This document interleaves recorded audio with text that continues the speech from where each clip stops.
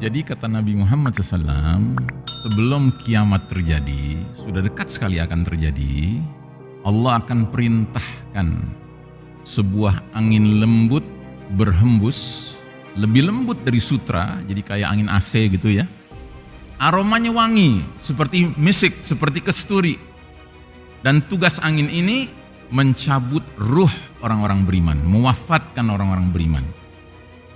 Sampai orang yang imannya tinggal seberat biji sawi, seberat biji zarrah, seberat biji atom, ringan sekali imannya tapi ada, diwafatkan oleh angin itu.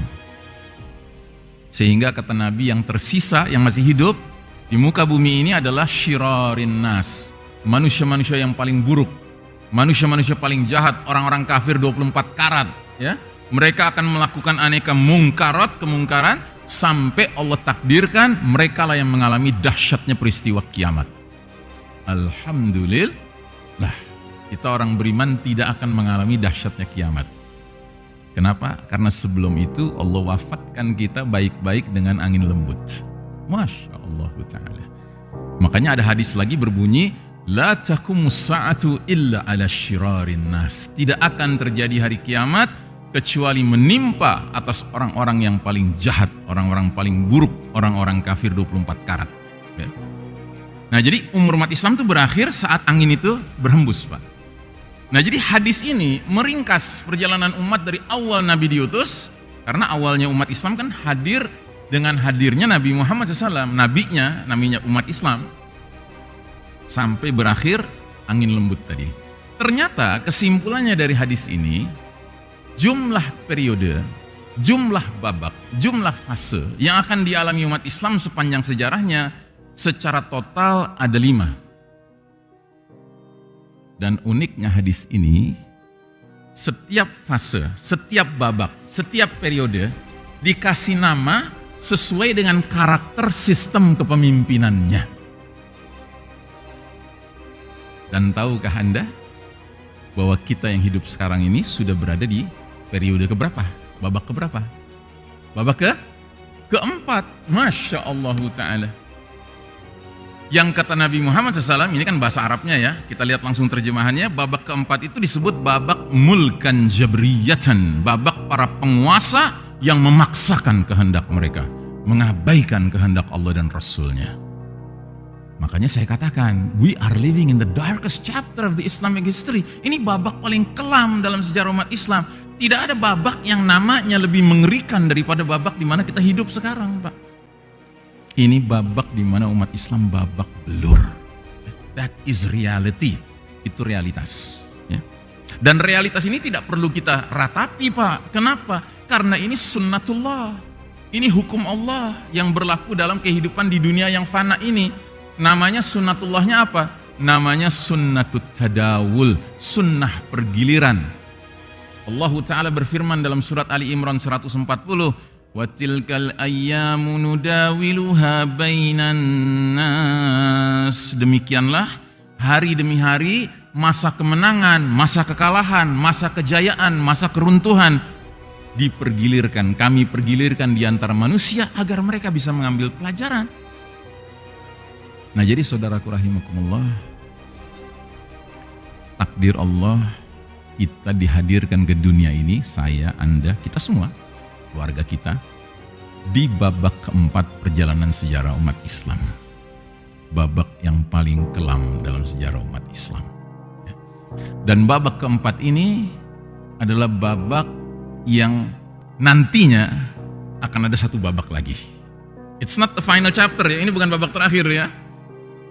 Kalau kita sadar ini babak seperti apa hakikatnya ya kan, kita rasanya pengen buru-buru meninggalkan babak keempat ini. Tapi masalahnya lagi-lagi jadwalnya bukan di tangan kita, di tangan Allah. Tugas kita adalah mempersiapkan diri supaya kita dipilih sama Allah menjadi para penjemput babak kelima yang terpercaya.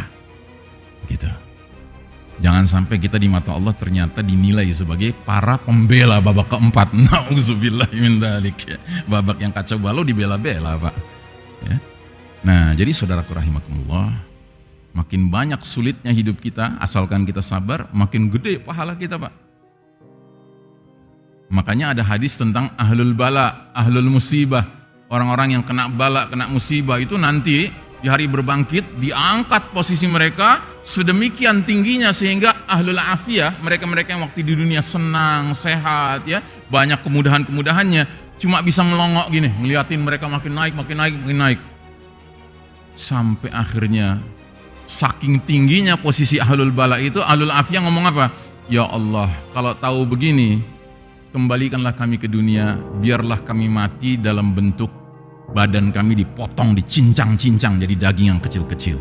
Masya Allah Ta'ala. Ya. Bukan berarti kita harus berharap kena bala, Pak.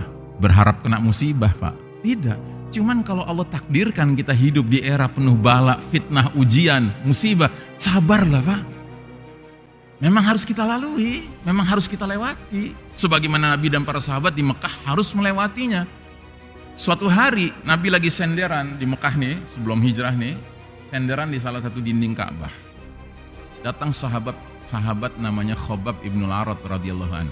Sahabat ini punya majikan musyrik yang sangat fanatik dengan kemusyrikannya, sehingga Khobab disiksa berulang kali. Caranya gimana? Disuruh memanaskan batu bara. Setelah panas, Khobab disuruh buka bajunya, suruh tiduran di atasnya, Pak.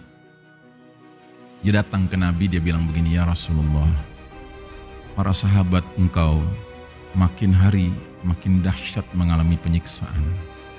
Apa ndak saatnya ya Rasul, engkau mendoakan keselamatan bagi mereka, pertolongan Allah bagi mereka. Ingat ya, Khobab tidak minta lebih daripada itu. Khobab nggak bilang gini, ya Rasul, para sahabat dianiaya, disiksa tiap harinya, apa nggak saatnya kita angkat senjata, kita lawan mereka? Enggak itu permintaannya. Permintaannya apa nggak saatnya engkau berdoa minta pertolongan Allah? Tadinya Nabi lagi duduk santai, senderan, langsung duduk tegap, tatapan matanya tajam ke arah Khobab dan berkata begini, ya Khobab, belumkah datang kepada engkau berita tentang kaum beriman terdahulu, di mana mereka ditanam hidup-hidup, cuman kepalanya yang nongol dari permukaan bumi, lalu digergaji kepalanya, dibelah jadi dua.